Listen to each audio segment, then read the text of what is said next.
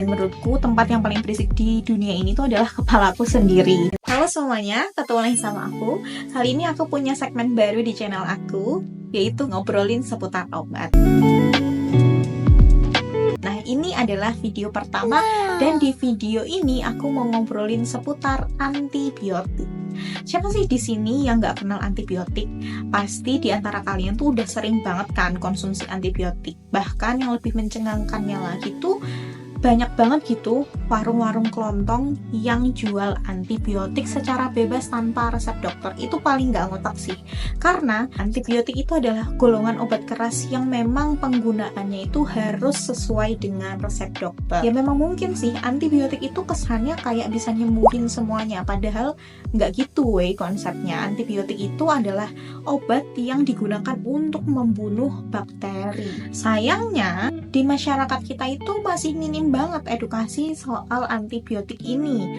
Terbuktikan kayak banyak banget warung kelontong yang jual antibiotik. Bahkan dulu tuh ada loh temenku sendiri, sariawan aja minumnya amoxicillin, padahal cuman sariawan sebiji doang. Terus juga banyak banget kalau aku kerja di apotek itu tuh setiap orang yang sakit gigi mintanya tuh antibiotik. Ya memang bener kalau gigi berlubang itu ada resiko untuk kena infeksi bakteri, tapi kan memang harus ke dokter dulu ya alurnya untuk bisa dapat antibiotik. Jadi memang edukasi tentang antibiotik di masyarakat kita tuh masih minim banget. Padahal dari jeleknya habit penggunaan antibiotik ini ada efek samping mengerikan yang mengintai kita, namanya resistensi. Nah, resistensi antibiotik itu apa sih sebetulnya? Resistensi ini adalah kondisi di mana bakteri itu menjadi kebal terhadap antibiotik. Entah karena memang antibiotiknya nggak sesuai atau karena bakterinya yang bermutasi. Jadinya yang tadinya bisa dibunuh dengan antibiotik malah menjadi kebal. Penyebab terjadinya resistensi ini ada beberapa faktor. Yang pertama, penggunaan antibiotik yang tidak sesuai. Jadi nggak semua penyakit infeksi itu obat antibiotiknya tuh sama. Antibiotik itu tuh ada kelasnya masing-masing. Yang paling rendah itu ada amoxicillin. Nah, kalau penggunaan antibiotiknya itu nggak sesuai sama bakteri yang mau dibunuh, ya dia akan kebal bakterinya karena ya memang tidak sesuai dengan peruntukannya. Terus yang kedua adalah penggunaan yang overuse. Jadi menggunakan antibiotik itu tuh ada aturannya. Nggak serta-merta sakit dikit minum antibiotik sehari sembuh penyakitnya terus nggak minum lagi, tuh nggak gitu. Minum antibiotik tuh nggak boleh sembarangan. Minum antibiotik tuh ada aturannya. Yang pertama, minum antibiotik itu harus sampai habis. Jadi kalau misalnya diresepkan dokter 3 hari, walaupun dalam 1 hari penyakitnya udah sembuh, ya tetap harus dihabisin antibiotiknya. Yang kedua, minum antibiotik itu harus sesuai dengan interval waktunya.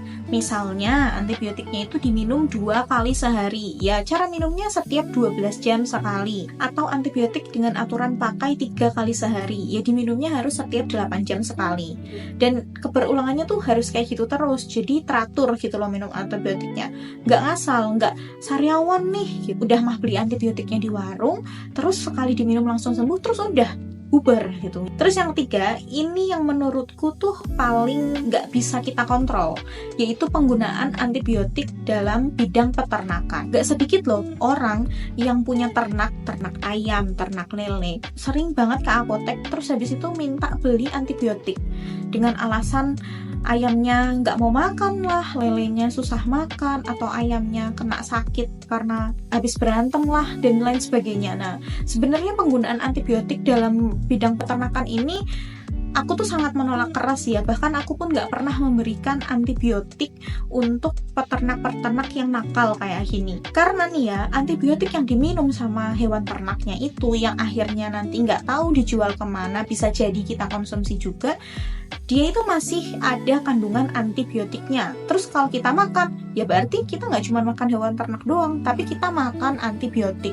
Dan itu adalah hal yang nggak bisa kita kontrol. Jadi jangan kaget kalau tiba-tiba kita tuh rutin nih minum antibiotik, tapi karena kita keseringan makan ayam misalnya di luar dan ternyata ayamnya itu didoping pakai antibiotik, malah kita yang kena resisten. Itu tuh sering banget kejadian kayak gitu. Jadi himbauan untuk semua yang punya ternak, jangan asal ngasih antibiotik ke hewan ternak kalau misalnya memang hewan ternak kalian itu nggak habis diperiksa sama dokter hewan. Nah, terus gimana sih reaksi resistensi antibiotik bisa terjadi?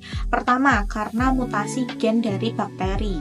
Bakteri itu adalah mikroorganisme yang sangat pintar. Dia itu bahkan bisa memutasi genetiknya sendiri. Misalnya, awalnya nih dia bisa nih dibunuh sama antibiotik A. Terus karena kita minum obatnya sembarangan, nggak sesuai dengan interval waktunya, nggak pernah sampai habis, si bakteri ini tuh merekam gitu loh, struktur antibiotik yang masuk ke dalam tubuhnya, mekanisme kerjanya tuh gimana. Nah, hasil dari rekaman ini yang menjadi bekal dia untuk merubah genetiknya, sehingga dia itu bisa kebal dibunuh dengan antibiotik A dan harus diganti dengan antibiotik yang lain. Jadi jangan kaget, misalnya kalau kita flu, terus biasanya kita minum Amox tuh masih mempan, masih bisa sembuh.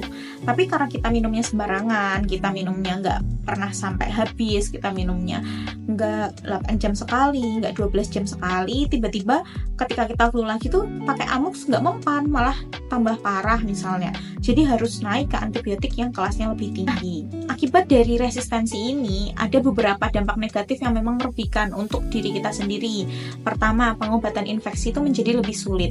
Karena kita keseringan gonta-ganti antibiotik atau minum antibiotik yang tidak sesuai aturan, jika kita kena suatu penyakit infeksi yang harusnya lebih mudah diobati, malah bisa menjadi sulit pengobatannya, karena kita harus milih antibiotik apa nih yang bisa mengobati si pasien ini. Karena nggak jarang ya, orang yang terkena resisten antibiotik itu bahkan harus diobati dengan antibiotik yang levelnya tuh tertinggi. Kasus resistensi antibiotik amoksisilin, yang kita tahu amoksisilin itu adalah antibiotik dengan kelas terendah, itu tuh udah tinggi di Indonesia.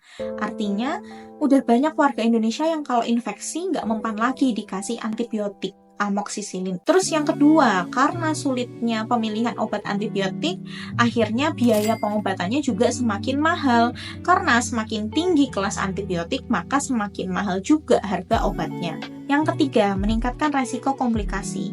Akibat dari kesulitan untuk memilih obat yang tepat untuk mengobati infeksi awalnya, maka resiko komplikasi ini tuh jadi semakin tinggi, karena infeksi yang tidak segera tertangani dengan baik, dia itu bisa menyebar untuk membentuk penyakit lain dan bisa menyebabkan komplikasi yang serius, bahkan bisa menyebabkan kematian. Serem juga kan dampak resistensi antibiotik. Memang sih dampaknya itu nggak langsung saat itu juga, karena yang namanya minum obat, efek sampingnya tuh ada efek samping jangka panjang dan efek samping jangka pendeknya.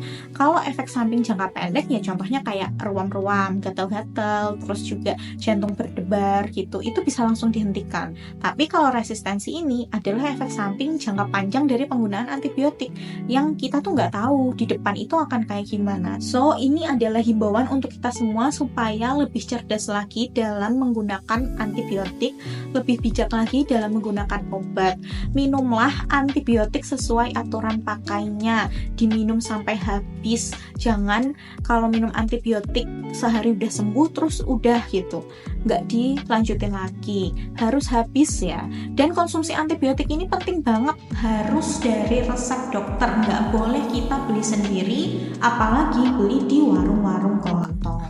Oke, segitu dulu video dari aku, semoga bermanfaat. Kalau ada yang mau didiskusiin, kalian boleh komen di kolom komen. Dan kalau kalian suka sama kontennya, kalian boleh like video ini dan jangan lupa subscribe. Thank you guys, see you!